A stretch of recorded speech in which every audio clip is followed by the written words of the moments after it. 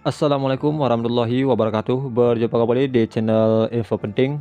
Apa kabar teman-teman semuanya? Semoga kita dalam keadaan sehat selalu ya teman-teman ya.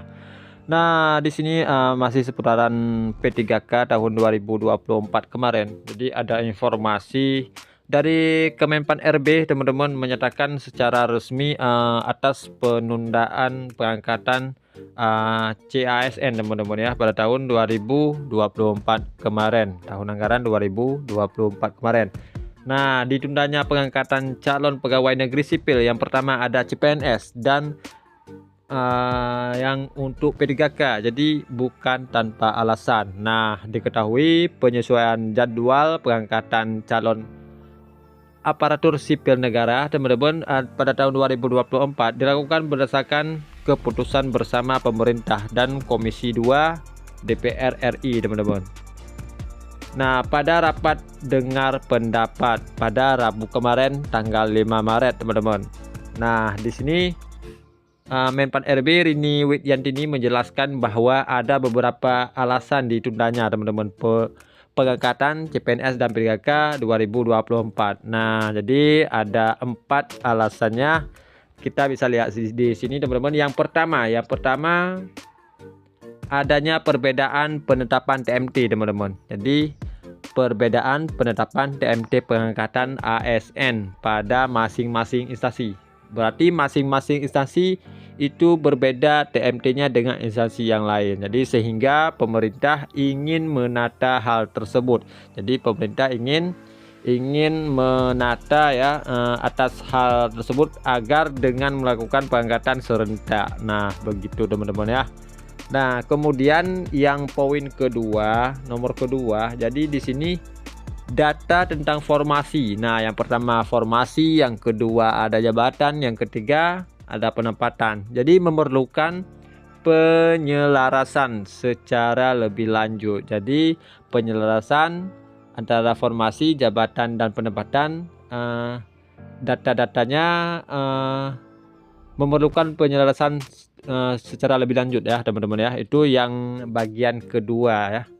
Kemudian yang ketiga itu beberapa instansi pemerintah ya teman-teman ya, instansi pemerintah jadi masih memerlukan waktu untuk menuntaskan.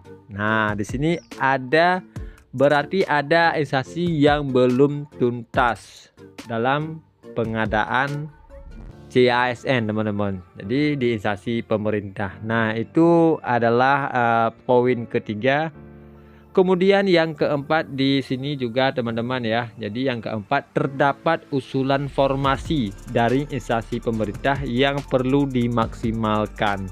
Nah, ini pemerintah juga perlu memaksimalkan atas terdapatnya usulan formasi. Jadi usulan formasi itu dari instansi pemerintah. Nah, kemudian kalau kita lihat di sini menurut Rini ya, Kementerian Pan RB dan BKN teman-teman memutuskan untuk pengangkatan serentak CPNS pada 1 Oktober 2025 dan pegawai pemerintah dengan perjanjian kerja P3K itu pada 1 Maret 2026 teman-teman ya.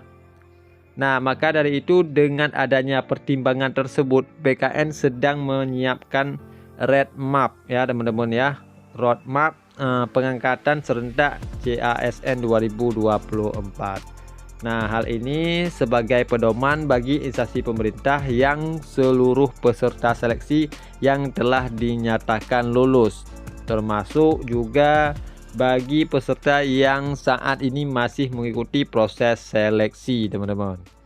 Kemudian untuk penyesuaian jadwal ya teman-teman ya. Di sini ada penyesuaian jadwal pengangkatan ASN dilakukan setelah melewati berbagai pertimbangan. Jadi ada pertimbangan baik dari sisi pemerintah maupun DPR RI. Nah, pemerintah juga mempertimbangkan teman-teman tentang jadwal penyesuaian jadwal untuk pengangkatan baik CPNS maupun P3K teman-teman. Kemudian juga DPR RI teman-teman.